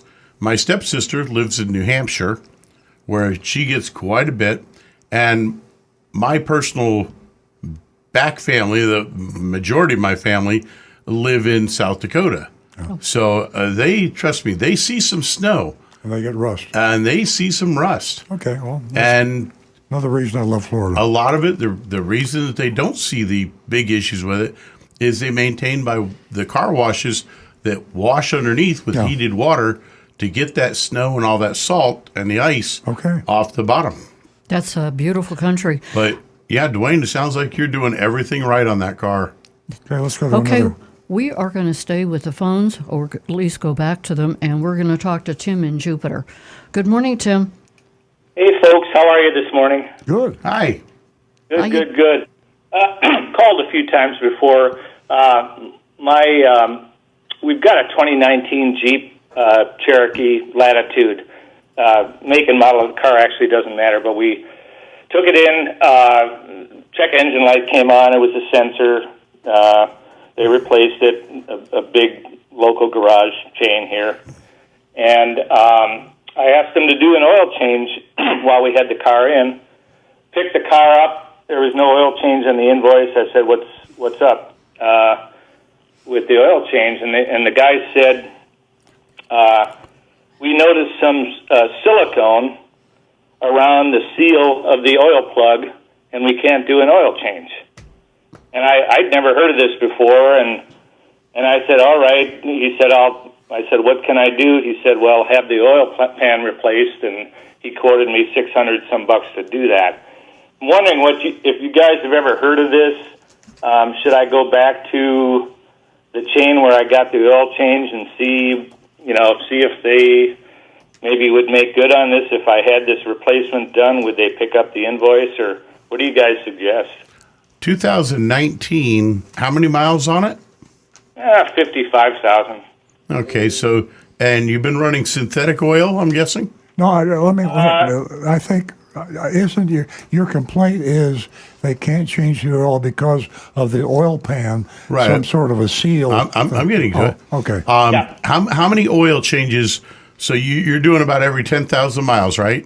Well, we do about every 6 or 7, or 5, 6, 7. Okay, so you're on like 8 or 10 oil changes.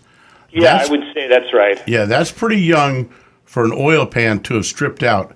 I would return back to the place that you had it done last and say, hey, why is my drain plug in with silicone? If it stripped the threads out of it, what happens is the drain plug goes into the threads of the pan, and sometimes they'll get some younger guys, they're too aggressive, they tighten them down too much, they over-torque it, and it damages the threads in the oil pan. Not necessarily young, just untrained or stupid. Yeah. Well, yeah, that untrained. And right. if they've over-torqued it and they damaged it, that's on them, because that pan should last no less than 20 to 30 oil changes or much more. They're designed to handle that, and if they over-torqued it, that's on them damaging your car by inexperience or lack of training. And in that case, they should be responsible for replacing that oil pan. It's probably not a bad idea to use the same person or same company to change your oil all the time. It's like buying gasoline. If you have an issue that comes up, you know who you went to. Hopefully you're going to a reliable person. Every now and then you have to go to somewhere different, but try to keep with the same maintenance people if you can. Okay, that makes sense. And yeah, I think I'll go back there. I'll try to talk to the store manager and be reasonable about it. See if they'd be willing to pick up that whatever that cost me will cost me. Yeah, because the place that you were just at, when they see that plug is siliconed in, they know that if they pull it out and they can't get it to go back in securely, they're now on the hook, not only for the possible cost of that oil pan, but if you leave with that plug just barely glued in and it falls out, you lose all the oil and your engine blows up, they can now be held responsible for the cost of the entire engine. Yeah. So that's why they didn't want to touch it. Yeah, I get it. All right, guys, that's very helpful. I love the show. Thanks again for the help. Oh, you're welcome, Tim. Please give us a call back. Let us know how that went. Yeah, this is one of the... I'll try to do that. Thanks. This is a good point to emphasize, is when you go to an unknown independent auto oil change place or something else, and it seems like there's one on every street corner, you have to remember, and this is true in even dealerships, in our dealership, the entry place for a person, we just had a technician retire after 44 years with our company, and he started out when he was 17 changing oil, and then he moved up and got trained and went to schools and moved up the ladder. So the person that's changing oil is a novice, and that's considered the simplest job in the dealership. It happens to be the simplest, but it's also probably the most important, because if you screw up and you strip the oil on the plug for your oil pan, and this comes down, you blow your engine, and your car could be totaled. So it's good to know that the person that changes your oil is a professional, has done it many times, and knows what he's doing. If you just go into Jiffy Lube or some other of these chain lubrication places, you don't know whether the kid was hired last week or not, and you don't know whether he was trained properly. I mean, maybe you're training him, and you just don't know it. You don't want to be training this guy. You want to be trained before he changes your oil. Absolutely. Okay. We've got some time before the mystery shopping report. Do you have any other text there? I've got several here, actually. Let's see. This one. Good morning, Stu. I was wondering if you could talk about the new electric car by Toyota. I saw one at Kendall Toyota and took a look at the price it applied to the model. Do you carry this vehicle? Thank you for a great show. Richard Downing in Coral Gables. And Richard is referring to the new BZ4X. Boy, that's a mouthful. Yeah, what a great name. Who came up with that, huh? Yeah.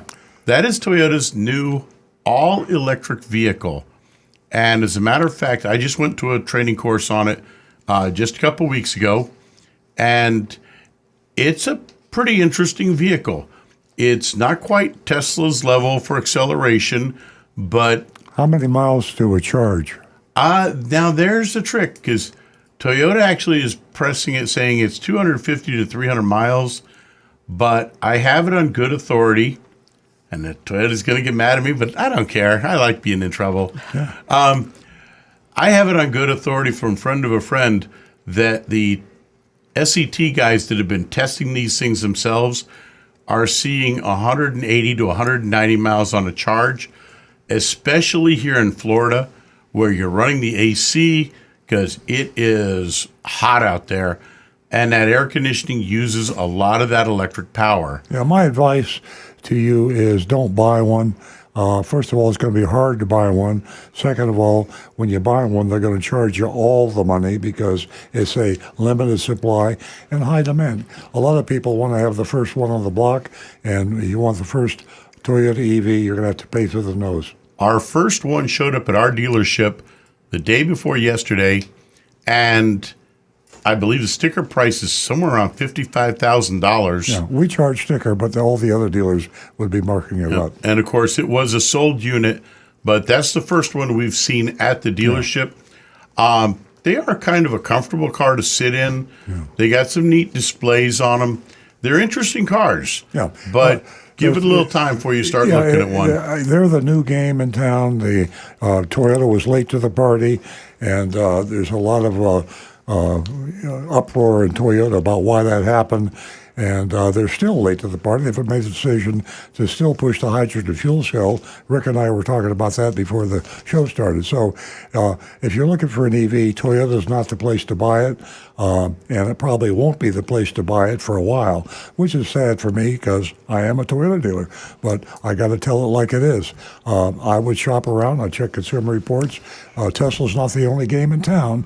There's some good EVs out there for people that have been pushing EV and sold on V. Toyota, up until they fired Akio Toyoda, the current CEO, Toyota, up until then, was going in the other direction. Maybe history will prove them right. But right now, it's not the place to buy an electric vehicle. And the real interesting thing that I've heard recently is that for 2024, probably a little late in the year, Toyota's bringing out an electric Tacoma pickup to compete directly with the Ford F-150 Lightning and the Rivian.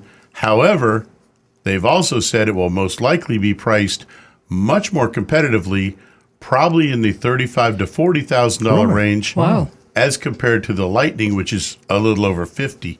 Wow. Okay. Amazing. Okay, folks, we've got the mystery shopping report to get to, and we encourage you to vote on the mystery shopping report. It's real important that we hear from you. Yeah, we grade on the curve, so don't fail a dealer just because he got you mad. Every dealer in Florida will get you mad. We have to have some dealers recommended. So if it's really bad, give them a D or a C minus or a D minus. But when you fail them, we don't put them on the list. And if we failed everybody, we would have nobody to recommend in Florida to buy a car from. So that's not going to work. Yeah, and you can do that voting at 772-497-6530. We mystery shopped Braman Honda. So back to the recovering car dealer. Okay, Braman Honda, they're in West Palm Beach, big Honda dealer. Braman, as you know, is a lot of dealerships, BMWs and other make cars. Speaking in the first person, as if I were our undercover agent, Secret Agent Lightning, I arrived at Braman Honda mid-afternoon and was greeted by a salesman standing outside, waiting for a customer. He greeted me with a big smile, asked how he could help me today. I told him I was here to check out the new hybrids and ask if they had any in stock. He informed me that they did have a few on the lot, gestured towards his desk saying, "Ladies first." It's always nice to hear. Once at his desk, he asked me to write down my name and phone number for him and then inquired if I had ever been here before. I replied that I had been there, and I even bought a car there several years ago. Agent Lightning, by the way, lives in this area, so Agent Lightning has shopped a lot of places, and she's able to answer in the affirmative often when that question is asked. Interestingly, she's never been exposed. She's been good enough to not being exposed as a mystery shopper. Okay, back in the persona of Agent Lightning, he suggested that we go out to the lot so we could see what they had available together, and they had two new 2023 Honda CR-V Sport Hybrids, and I chose the white one. My salesman still hadn't officially introduced himself, but he was wearing a name tag that read Jorge. Jorge excused himself to go to get the keys and left me waiting by the car. The Monroe label indicated the MSRP, Monroe suggested retail price, manufacturer suggested retail price, I should say, was $35,650, but Braman was going for more. Well, that's not a surprise to anybody. The addendum label affixed next to the Monroe label added $399 for wheel locks. Yeah, sit down and relax because this is going to take a while. $399 for wheel locks, $379 for a window tint, $1,995 for Xylon paint and leather protection, $399 for a basic maintenance plan, and you got to sit down for this one, $580 for pinstripes and door edge guards.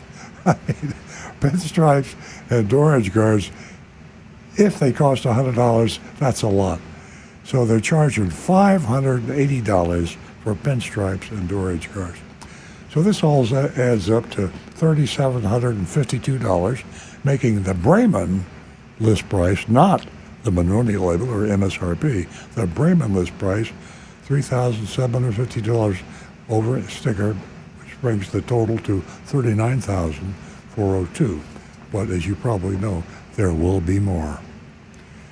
He returned only a few minutes later, and I could hear that he used the auto start from the remote key to start the vehicle. He approached the car informing me that it was actually running right now, but it was so quiet because it was a hybrid. I mentioned that I'd heard the clicking and I figured it was running, to which he complimented me on my awareness. Very polite, very good salesperson so far. He opened the driver's door for me to get in, closed it, walked around to the passenger side before climbing in. Jorge went over all the different features the car had and pointed out that the interior lights for the 2023 models were new and were all LEDs. He also showed me the different driving modes. Noticing that the car was on E, he suggested that it might be best empty. He suggested it might be best if I just drove it around the lot since there wasn't much gas. I agreed, mentioning that the car had only 2 miles on it and it was still this low on gas. Well, wow. Obviously the gauge is off, but it gives you an idea of, and I think the gauge is deliberately they overstate the gas just to give you a little safety factor. And understate, yeah, yep, I get you. So anyway, but it is interesting. It is to be on empty with 2 miles on the odometer is interesting. I drove around, then backed into a parking spot, and we headed back inside. On the way, Jorge went on to tell me how electric vehicles are the future and how they're much more powerful than gas vehicles. Both statements are true, in my opinion. Once back inside, Jorge asked me if we could make a deal today, if the price was right. That's standard sales procedure. I replied that I would need to discuss it with my husband before committing, and he said he understood. I informed him that we don't want any extras like wheel locks, door edge guards, paint protection, blah, blah, blah, blah, blah, and he assured me he understood. I like that response. I understand. It's a good thing to say anytime when you're in an argument or a discussion or a negotiation. You can understand. That's saying you're being polite, but you don't agree, but you understand. They mean a lot of things. He excused himself to print out the sales sheet, returned a few minutes later with the sales worksheet. They all got worksheets. Why do they have the worksheet? Why don't they bring in an invoice or a buyer's order? Because the worksheet is not a legal document, and they don't want to commit themselves. So they have a worksheet. If you look at the bottom of every worksheet the car dealer gives you, car salesman gives you, at the bottom of the fine print it says, this is not a legal document and requires a signature, and it goes on and on. You got the fine print. Okay, the selling price on the worksheet was $35,650. They added $3,752 for the accessories we covered earlier, plus $998 processing documentary fee. My real price was $40,400 before taxes and legit government fees. After looking it over, I reiterated that I didn't want any of the extras. Jorge replied that the paint protection and window tint had already been applied. I mean, that's just stupid. I mean, it's not stupid. It's smart on their part because people fall for it. And that gives them an excuse why they can't take it off the price, even though the cost of the application of the paint protection and window tint is a small fraction of what they're charging you. Because all of these dealer-installed accessories are highly inflated in price. So he didn't think he could take this off. I expressed my doubt about buying the car then, as we had never used any of those features with past vehicles. I asked about the other fees, and he explained that they were electronic fees for the title and plates. Now, that's not an explanation. That's a dodge. Or he may have even been misled by his manager, and the manager may have been misled by the general manager of the dealer. You never know whether the person spouting the untruth had that same untruth told to him as the truth. You don't know. The buck stops with the owner of the dealership, but that's Braman, Norman Braman, and you're never going to get him to talk to. He's totally out of touch. And then, and as a dealer fee, which he claimed, I like this, the dealer fee, which he claimed was dealership's only profit, that's a new one.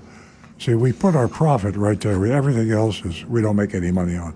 We don't even make on the dock fee. We don't make any money on the paint protection.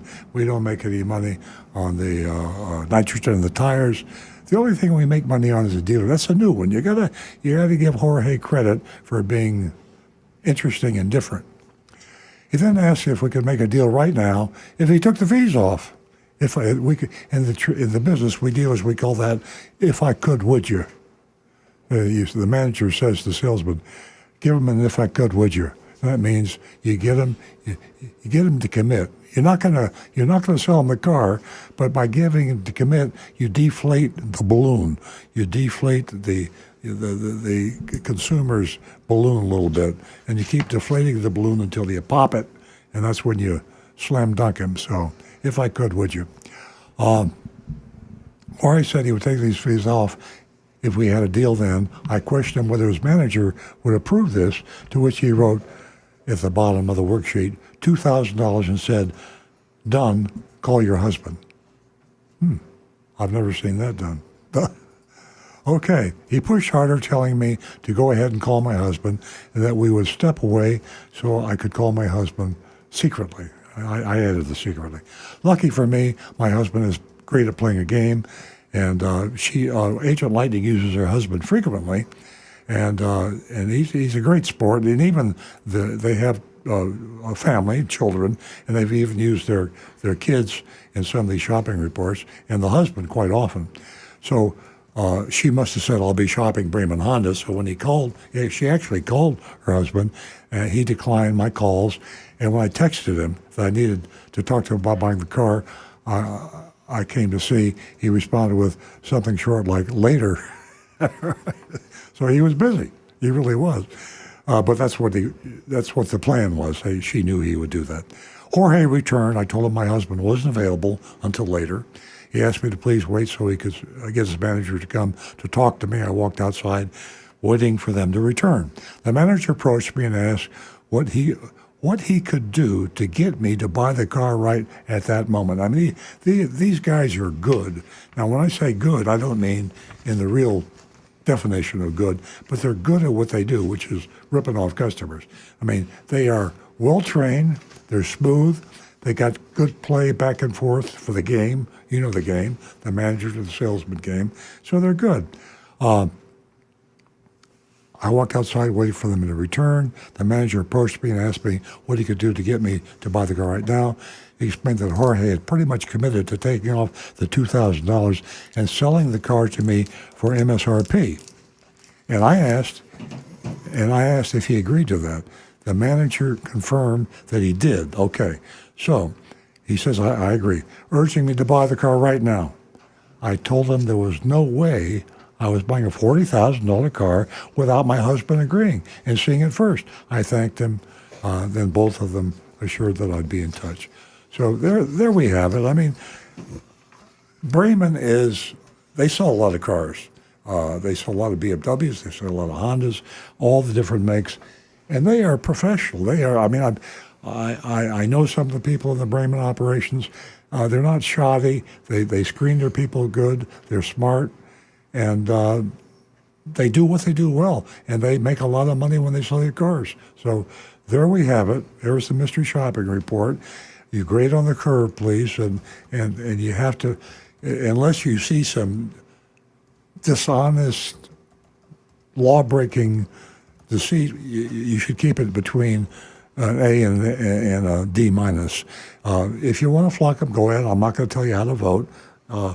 You vote the way you want to vote, and we will take the sum and substance of the average of your vote and come up with a final vote. So let's see what votes we have in so far, Rick. Okay, let's see. Oh, they're flying in right now. Ooh, and this one was a previous thing. Let's see. From Jonathan in Wellington. Too many add-ons. I'll give this dealership an F. No time for games. Okay. Next one, we have Bob. It was a C for Braman Honda, but I had already applied my grade protection, which I could not take off. So it became a D. I love this. Mark, no market adjustment, still junk fees, D. But he did have a good point with the no market adjustment. Let's see here. Paul Anderson, standard add-ons, standard sales pitch, C minus. Doug Tesler, Ella says F for fail. Meow. Here we have Toyota Tacoma 1952. I vote a C plus. Negan 1, I give him a C, but I have to work for a fair price. Tim Gilliland, not the worst, but still a D. Brian Sedlatko, D plus. Mark Ryan, a D. Donovan, a D. The cost of those accessories is just way too much. Agreed. Scott Hunter, D. Rocky Blockatiel, C minus. Not the worst we've seen. Very true. Guy Larrabee, D for the add-ons. For myself, I only heard one real untruth, which was that bit about, this is our only profit. Flat out lie. That kind of insults me. Any average person is going to know that's a flat out lie. He could have been lied to by his manager. I mean, I don't think he was dumb enough to believe that, but maybe. That makes me go from a C to a D. I'm knocking him because of that one. But other than that, I saw it as being a C in average. Just they're playing the typical games. That's it. Typical games for sure. And boy, all these add-ons, my goodness, I give them a D minus. Okay, I'm going to give them a C. I would like to say this. We really vilify the addendum labels. That is the market adjustment where you just take the MSRP and say, because we don't have very many of these and you want this really bad, I'm going to charge you an extra $5,000. It sounds terrible. It makes everybody mad, including me. But it's still more transparent than the BS fees when you charge, $399 for window tint and pinstripes. Yeah. So when you charge $300 for nitrogen or some of dealer-installed accessories that are way inflated in price, that is trying to make you believe there's something that's not true. That's far more dishonest to say, hey, I only got one of these. I can sell it for $5,000 over a sticker, and I'm going to. Yeah. I mean, that makes me mad. I don't like them when they do that, but it's not dishonest. You look at me in the eye and you're telling me the truth. And if I don't like the truth, I could go somewhere else and buy a car. But the sneaking in of these BS hidden fees, I don't like that at all. That's totally dishonest. So that's the reason I gave them a C. Yeah, $399 for the wheel locks, $379 for the window tint. Ladies and gentlemen, we're out of time. And we want to thank all of you for tuning in to Earl Stewart on Cars. You're a big part of the show. We enjoy your company week in and week out. We'll be right back here next week, same time, 8 a.m. Have a wonderful weekend, everyone. We'll see you then.